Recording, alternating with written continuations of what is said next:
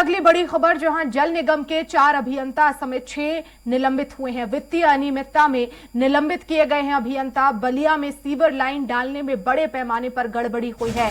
2 एई, 2 JEE और 2 लेखाकारों पर गाज गिरी है। प्रबंध निदेशक राकेश कुमार मिश्रा के आदेश पर यह कार्रवाई हुई है। 5 कार्यदायी संस्थाएं भी काली सूची में डाली गई हैं।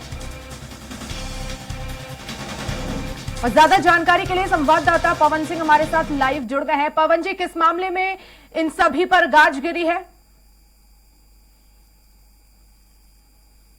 देखिए, सबसे बड़ी बात है कि वहां पर एक सीवर लाइन का जो है काम चल रहा था। जल निगम से यह काम दिया गया था, यह बलिया में चल रहा था और इसमें लेकर के बहुत सारी पैसे को लेकर के अनियमितताएं हुई हैं, जिसको लेकर के करीब 11 लोगों के ऊपर एफआईआर दर्ज किया गया है और 6 लोगों को निलंबित कर दिया गया है। यह मामला चूंकि इससे पहले भी था, कई कंप्लेनें हुई थी, लेकिन चूंकि बहुत सारी चीजें हैं, जब तक वो सामने लिखा पढ़ी में नहीं आती हैं तो उसको लेकर के लोग कार्रवाई नहीं करते हैं। लेकिन यह मामला लंबे समय से चल रहा था, जिसको लेकर के शिकायतें आई हैं कि इसमें बड़ी लंबी वित्तीय अनियमितता हो रही है। इसको लेकर के फिर बृहस्पतिवार को आदेश जारी हुआ कि इन 11 लोगों के ऊपर एफआईआर दर्ज कराई जाएगा और उसमें से 6 लोगों को निलंबित कर दिया गया है।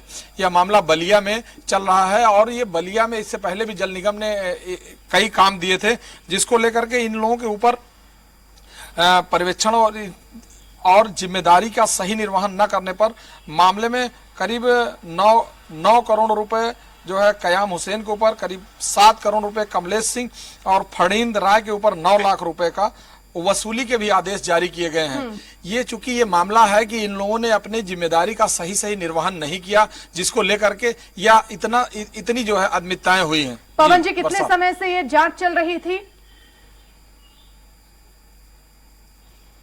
देखिए, जांच तो अब शुरू होगी, क्योंकि इससे पहले कंप्लेन हुई थी इस मामले को लेकर के और इस मामले में प्रथम दृष्टया जब ये मामला उजागर हुआ कि इसमें दोषी मतलब इन लोगों के ऊपर आरोप लगा कि ये लोगों ने अनियमितताएं की है और ठेकेदार से मिली भगत करके यहाँ पे जो लाइन बिछाई जा रही जल निगम की, उस पे इन लोगों ने पैसे का बंदर बांट किया है।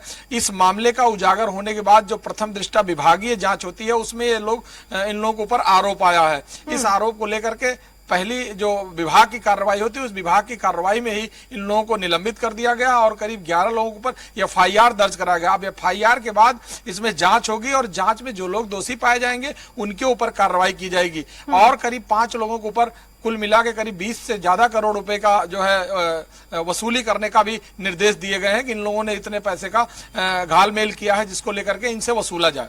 जी वर्षा, बिल्कुल। तो विभाग की तरफ से जांच में दोषी पाए गए हैं, उसके बाद ये कार्रवाई हुई है, लेकिन अब आगे निलंबन के बाद इन सभी कर्मचारी जो हैं उन पर आखिर किस तरह की कार्रवाई कानूनी तौर पर हो सकती है और उनके पास क्या ऑप्शन है? क्या अपने बचाव में कई कोर्ट भी जा सकते हैं? देखिए, सबसे बड़ी बात है, कोर्ट जाने का रास्ता तो हमेशा खुला होता है, लेकिन विभाग को जब पहली बार प्रथम दृष्टया वो लोग आरोपी सिद्ध होते हैं या विभाग को लगता है कि इन लोगों ने गलत किया है, तो विभाग अपने तरफ से कार्रवाई करता है। ये जो अभी कार्रवाई हुई है विभाग की तरफ से हुई है। अब विभाग ने एफआईआर दर्ज करा दिया है कि जैसे ये इन मामलों में ये लोग दोषी पाए गए हैं और विभाग ने यह निश्चित कर लिया है कि इन लोगों ने इसमें घालमेल किया है, बंदर बांट किया है, पैसे की अनियमितता किया है, जिसको लेकर के एफआईआर दर्ज करा दिया।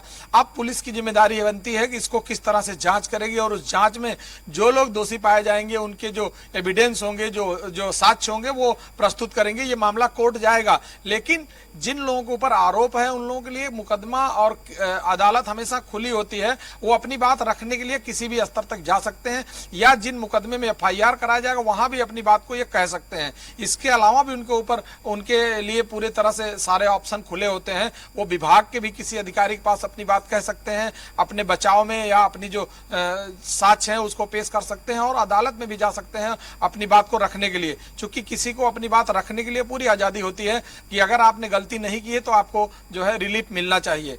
इसी को लेकर के वो अदालत भी जा सकते हैं और इसलिए विभाग ने अपनी बात को, अपनी कार्रवाई पूरी करने के लिए उन लोगों के ऊपर एफआईआर दर्ज करा दिया है। अब जांच होगा और जांच के बाद जो भी स्थितियां क्लियर होगी वो अदालत निश्चित करेगी। बिल्कुल, बहुत शुक्रिया पवन जी तमाम जानकारी के लिए।